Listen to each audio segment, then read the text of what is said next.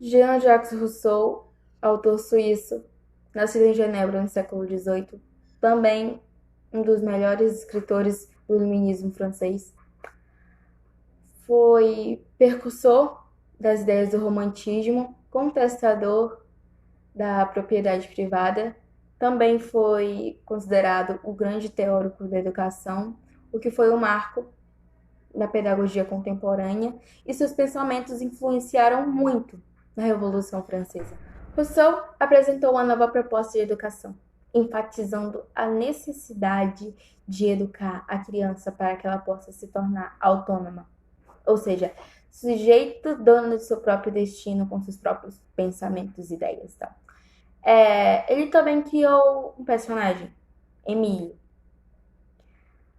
Reformulou princípios educacionais, elaborando uma educação libertadora na pedagogia natural.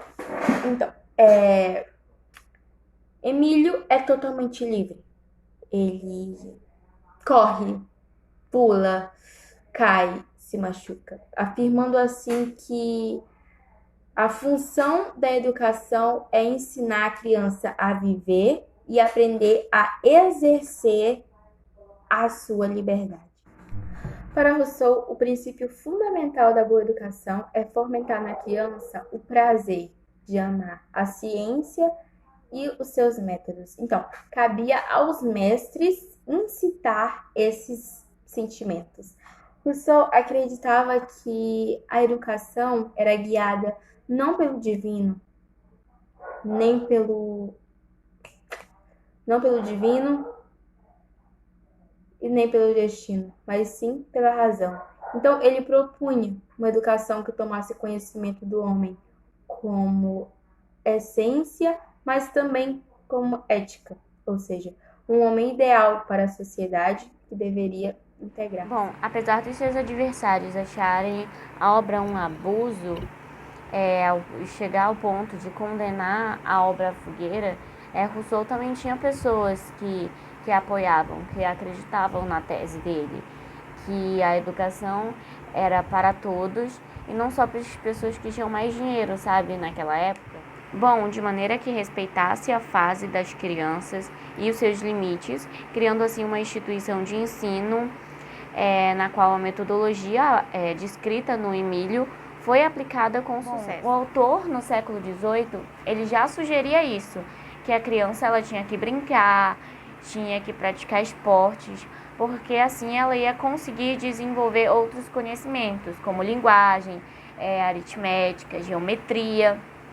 E também, se a gente for fazer uma comparação com a época de Rousseau e com a nossa, a gente pode ver também que ele estava certo, porque hoje em dia existe a pré-escola, que são para as crianças menores, que lá elas vão desenvolver a capacidade de se expressar, de interagir com outras crianças. Isso é fundamental para a criação da sua autonomia. A pré-escola, ela não existe à toa. Ela é a primeira etapa da criança, é a primeira etapa da educação. Então a gente pode ver que o pensamento dele era correto, sabe? Pensar dessa forma. Segundo Rousseau, o ser humano não preso a um solo único é a educação que prepara a criança para travar contato com um mundo maior que seu quarto, que sua cidade e até que seu país. Vamos encontrar ideias socinianas na escola moderna do educador espanhol Francisco Ferrer. Da mesma forma, podemos afirmar que Celeste, Maria, Ovid, Edouard e Paulo foram substancialmente influenciados pelo Emílio e pela filosofia de Rousseau. E tudo isso porque a obra passou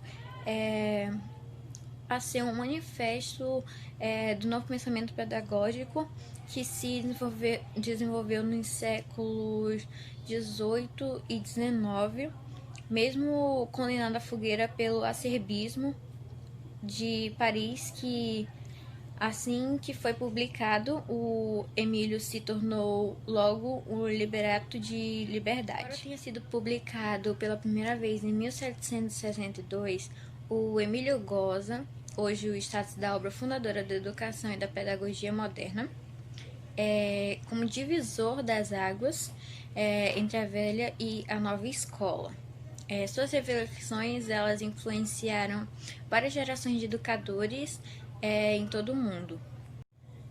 Em uma faísca para a explosão dos movimentos revolucionários, claramente uma abertura universal, o Emílio não pôde ser confundido ou ignorado como um tosco ensaio literário do início do movimento romântico ou um mero devaneio filosófico, mas deve ser encarado como a mais apaixonada proposta de dar respostas aos anseios de sua época, que inclusive são também os mesmos anseios que temos na atualidade. Olá, eu sou Mona Lisa e vou continuar falando sobre as influências de Rousseau. Além do livro de Emílio da Educação, Rousseau tem outras obras tão importantes quanto esta primeira. Temos a Nova Heloísa, que é o romance que exaltava a vida familiar, moral e criticava a sociedade da época, e o Concreto Social, a obra de Rousseau expressava sua opinião sobre o governo.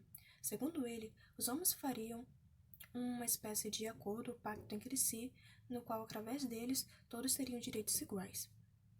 O Estado e o governo teriam nascido por esse pacto entre os homens, no qual estariam submetidos a leis que seriam aprovadas mediante a votos.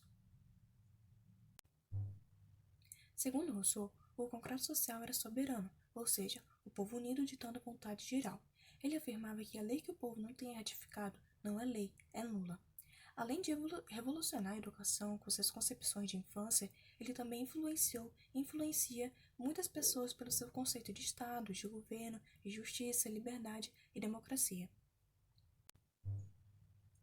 Por fim, resta observar que, se muitas de suas teses filosóficas parecem prováveis quando confrontadas com o desenvolvimento do conhecimento posterior, por outro lado, a influência de Rousseau no mundo contemporâneo não é pouca, seja no âmbito teórico ou seja na realidade sociopolítica.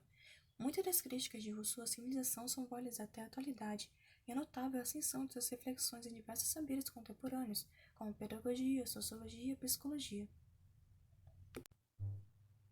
Na história sociopolítica dos últimos séculos, não raramente as ideias de Rousseau têm influência direta ou indireta nos movimentos sociais reformistas ou revolucionários, como, por exemplo, entre os jacobinos, que eles pretendiam radicalizar as conquistas populares na Revolução Francesa, ou entre muitos partidários de forma de democracia social, que se inspiraram nas teses de Rousseau para formular projetos de humanização de relações sociais e políticas no mundo contemporâneo.